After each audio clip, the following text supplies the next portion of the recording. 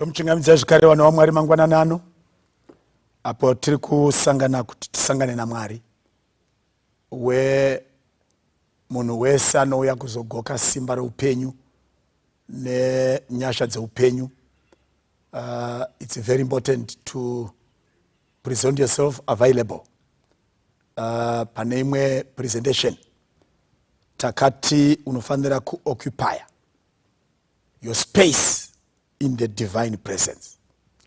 Haufaniri kushaikwa so that Satan anouya kuda kutsvaka nzvimbo dzako. No, unofanira kuwanikwa uripo panzvimbo yako.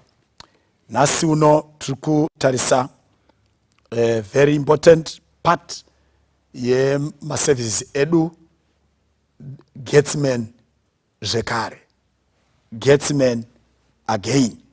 Tiri kuverenga bhuku raRuka chapter 22 verse 39 tichidzika. Zvino akabuda akaenda kugomo reMiorivhi sezvaaisiita, navadzidzi vake vakamutevera. Akati asvika panzvimbo iyo akati kwavari, nyengeterai kuti murege kupinda pakuedzwa. Akaparadza navo chinhambo chingasvika ibwe kana rikaposherwa. Akapfugama akanyengetera achiti, Baba, kana muchida bvisai mukombo uyu kwandiri, asi kuda kwangu kurege kuitwa asi kwenyu. Papo mutumwa akaonekwa anaye, akabva kudenga akamusimbisa. Verse 44, zvino ari pakutambudzika kukuru akanyanya kunyengetera, ziya rake rikaita samadonhwe eropa, akadonhera pasi. Mwari wakomborere kurengwa kweshoko.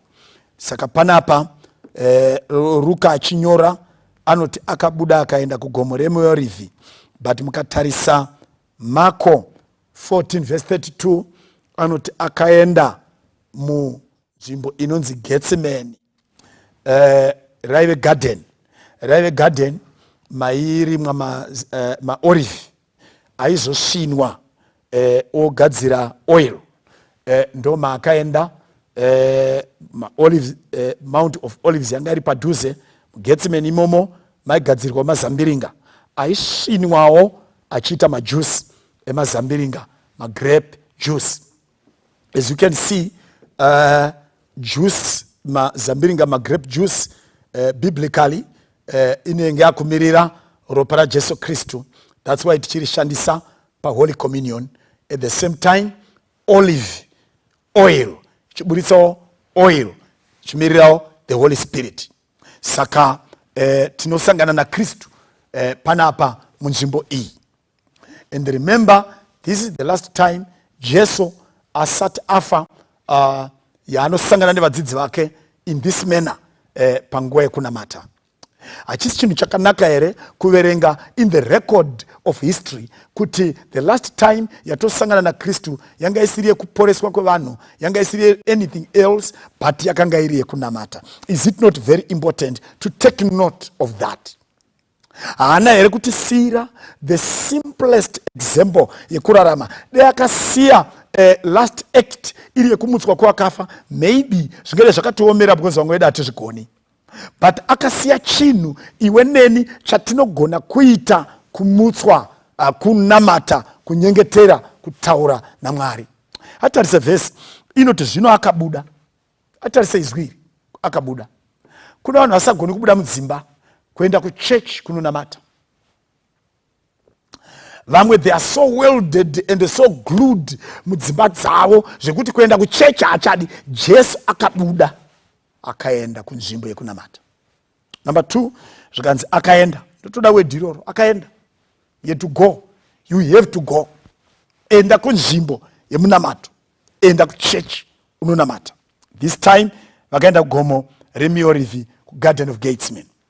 Zvikanzi sezvaaisiita ngaive tsika yako kuzikamwa uri munhu anoenda kunzvimbo yekusangana naMwari.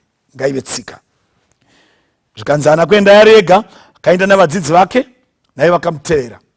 Usaende uri wega, enda nemudzimai wako, enda nevana vako, enda neshamwari. Go to the place of worship. Don't be a holier than thou. Uwe wega unoenda, vamwe vachisara, enda nevamwe. Enda nevamwe.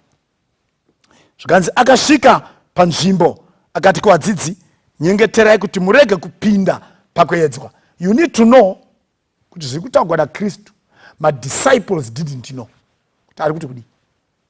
Namatai murege kupinda pakuedzwa. Ivo vakafunga kuti kuedzwa kwemazuva ese kuda kukangoite vaya vakadzi vanoda varume, kuda kungangoite vamwe vanouya vachivaedza pakutaura nemashoko, ndo zvavaifunga. But this is not the kind of temptation iri kutaurwa naJesu. Ari kutarisa in few minutes Judas anenge auya nemaJews nemapriests nemasoja.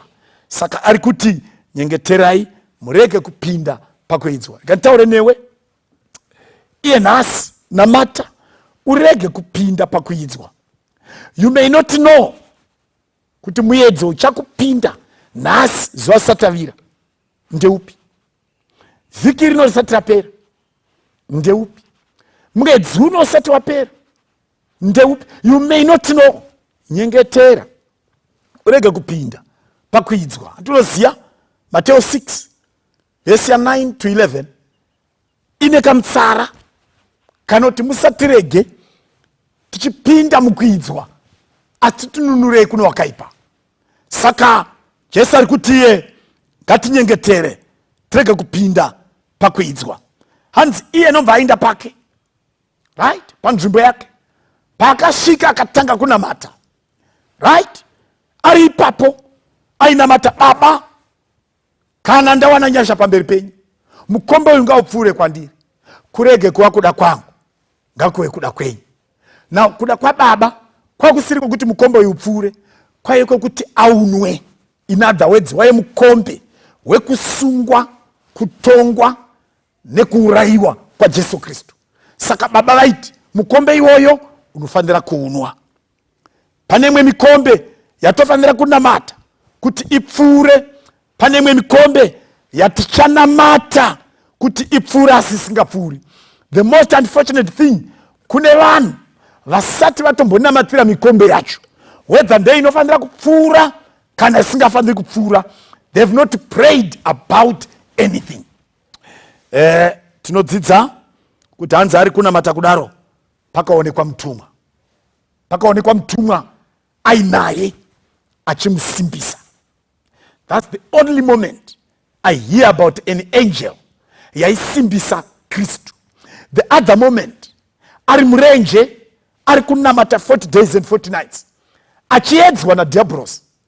Panunzi, after 40 days, nemiedzo wapera, vatumwa vakauya, vakamushumira, vakamushandira. They observed that. Saka, chicha ndiri kudzidza, ndiri kuona kuti at every moment of prayer, angels come, dzichikusimbisa pamunamato wako, and preparing you to pass through my moments of danger and temptation. Nguva dzekutambudzika, dzekuchema, dzekudemba, dzekurwadziwa, mungava mukufirwa, mungava mukurwadziwa, mungava mukurwara, mungava mukushaya, mungava mune zvimwe, and so on. The Holy Spirit will allow the angels to hover around you, so that mweya yakaipa yese inoshaya nzvimbo in the moment of your temptation. Nomva panzi panapa pakaonekwa ziya richibuda. Now this is a strange thing. Time yanga yakuma AM 12 midnight 1 AM or thereabout, pakati pousiku, or right, even say kuma 10 PM, cold time, kwa inotonhora, sika pisi, but aibuda ziya, aibuda ziya,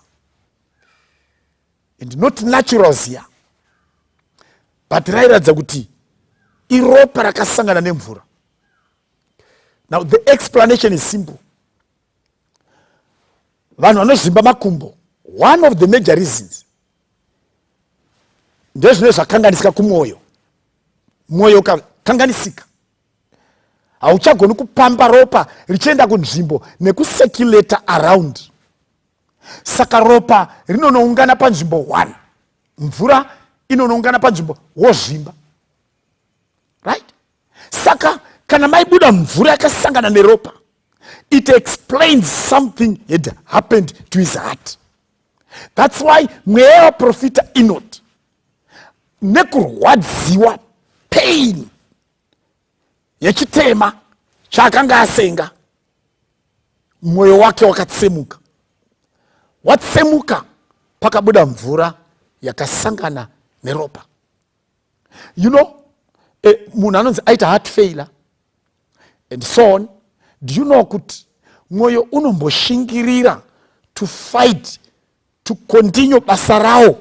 Andi munoziva kuti one of the engines dzawakazvarwa uinadzo, dzaunochembera ichishanda, it is pump, ipump inonzi the heart. Inotanga kushanda uri mudumbu, haimiri, everything else stops. Even pfungwa dzinombomira nekurara hope, but the heart continues to pump continuously.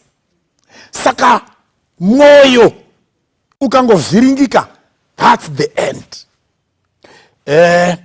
Zvikanzi pakaonekwa mvura yakavhengana neropa, pakazobayiwa nemupfumo pamuchinjiko, mvura iya neropa riya zvakabva zvabuda. Ndachida kutsanangura point yekuti you can spend 2 or 3 days uri mustate yeheart yadisturbed, uchitraya mwoyo kuramba uchirwisa kuti urarame, but iwo mwoyo wakanganisika, unozofa wodeclarewa heart failure at some point, asi mwoyo wakanga watovhiringika few days before. Getsimeni yaive nzvimbo iri due east of the temple, Calvary iri due west of the temple. Saka Jesu akabva nekumabvazuva, passed through the temple, and then went to the west. Saka muGetsimeni ndo makarukwa the trust, ndo makagadzirwa the way bridge of eternity. Zvakaitwa mugetsemani ndo makaweyiwa pfungwa yaKristu, the desire yaKristu, love yaChrist nemwoyo waChrist ari kurevesa here kuti ada kuponesa vanhu. It was done on the Getsemani. Zvakaitika mugetsemani ndo mazvakaitwa. Getsemani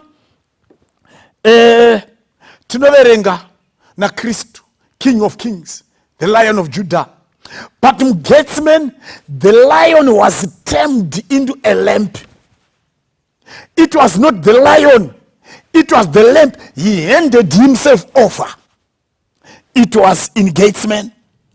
Getsemani achirwadziwa Getsemani, the comforter uya aimbonyaradza vamwe. He needed a comforter himself. Ndosaka aenda kuvadzidzi, zviri kunetsa here varume kuti mumbonamatawo neni, mundikumbirirewo. He needed a comforter. That's why pamuchinjikwa akazoti ndane nyota, I thirst. Mugetsemani mambo rugare, the king of peace, became the captive of war and sin. Mambo wokurama akava muranda nomusungwa wekuzvidzwa nezvivi. It was in Getsemani. In Getsemani, the great judge became the prisoner. Mutongi akava musungwa. That was in Getsemani. Getsemani chii chakapa Kristu that power to continue. Chii chakapa Kristu that energy to continue. It is the strength of prayer. Hakuna chimwe besides prayer. Vana vaMwari, while others were sleeping and slumbering, Christ was awake and praying. Vana vaMwari, while others fight with machetes and swords, Christ stood on the post of prayer. Vamwe vachigwa neminonto namapfumo, Kristu akazvifukidza nomunamato. Kristu panzvimbo yemunamato armed himself nezvisingaonekwi, vamwe nezvinoonekwa. Tera munhu waMwari, even Elisha anoti kuna Gehazi, vari kwatiri vazhinji kudarika vari kwavari. Even Esau pakauya kuzogwa nemuningi naJacob, Esau aine machariots nemahorses, Jacob aine army yengirozi. Ndiri kuti panguva yemunamato, in the Getsemani, gather the strength of prayer. Vamwe vachishandisa mupfuwira, vamwe vachishandisa mishonga yemhando yakasiyana, vamwe vachishandisa rutsinye, vamwe vachishandisa nhema. Iwe shandisa prayer. Be silent on prayer. Concentrate on prayer. Ndoda kuti nditi kwamuri vana vaMwari, ndoda kuti nditi gather your strength on the garden of Getsemani.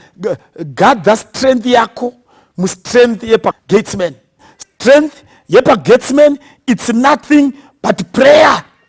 Kristu akagamuchira his victory in prayer. Tiri kuti Kristu gathered his strength on the strength of prayer. Iwe gather your strength on the strength of Getsemani, and that is prayer. Ndiri kuti your victory, your status ngaidefinwe neprayer. Tiri kuti isisu the armies of wrath will not fare, not the armies of grace, not the committees of mercy. Tiri kuti isisu in the quiet moments of Getsemani, iwewe only the merciful eye of God and his powerful hand will take care of you. It was this prayer that allowed Christ kupinda pakunotongwa na Pilate na Herod na Caiaphas, and nothing was found in him chakanga chiri wrong. It was this prayer. After Arobga, he never complained. Rather, he prayed. It was this prayer yakaita kuti even nature idaire kuti mponesi wedu auraiwa. Zuva rikadzima, nyika ikadengenyeka, veil ikabvaruka, mabwe akatsemuka, vanhu vakabuda mumakuva, zuva rikasviba kukaita usiku. It was because of that prayer.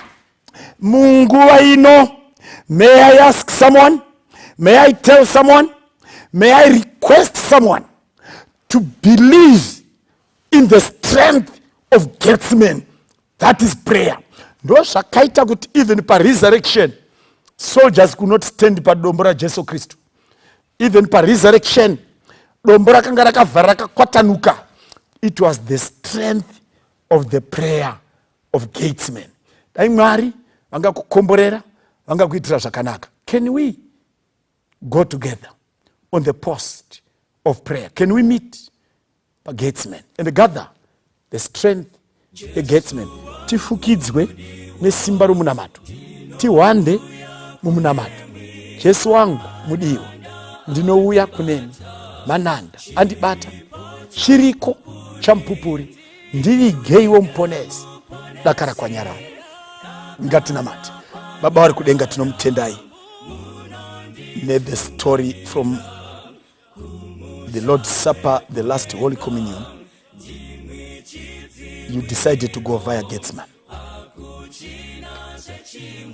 Titenderei nesuwo tibude mdzimba, tiende ku Getsimeni. Nemhuri dzedu, shamwari dzedu. There, Yesu akaiswa machains, and yet the strength of prayer. You could easily break them. He was in the care of God. Jehovah saiva nesu Israel ngada maive naye because he had learned to trust you in prayer.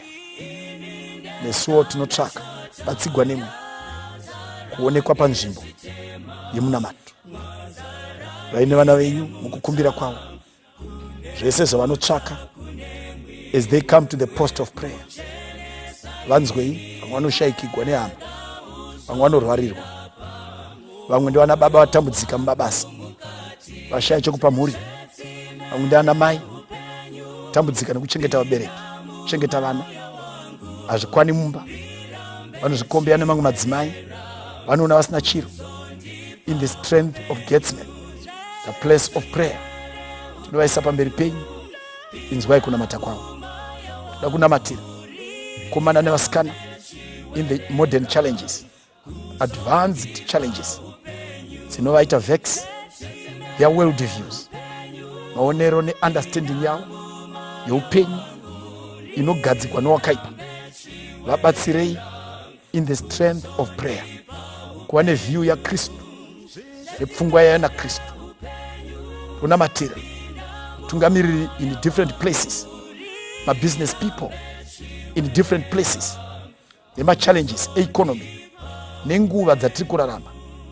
Toziva kuti hazvichafi zvakanaka, but can you pull them through as you allowed Christ to pass through right from Getsimeni aine machains to the house of Caiaphas, kapinda kuna Pilate, kainda kuna Herod, kadzoka kuna Pilate, chirevo chikatemwa, mutongo ukapiwa, akafamba akasenga muchinjiko all the way achizobatsirwa kusvika Golgotha, akatendera kurovegwa nezvose zvaiitikwa kusvika zvose zvaitwa, akazodaidzira now it is done. Tese tigone kuita pass through the stages of our life as we move in this world in the strength of prayer. Wanamatira wose chikombero cha Jesu chiwe nawo mstara Jesu. Amen.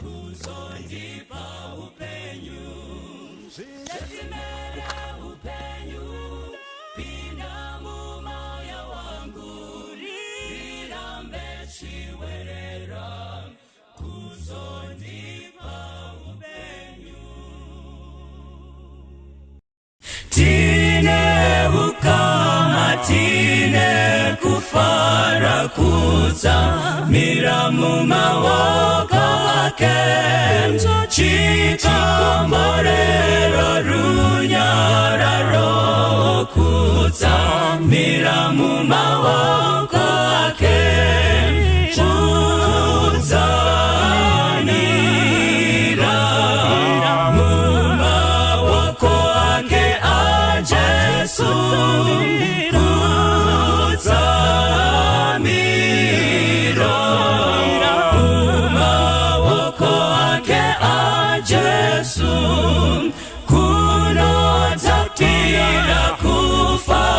mzira kutsamira mumawoko ake zira ya penya zuwa nezuwa kutsamira mumawoko ake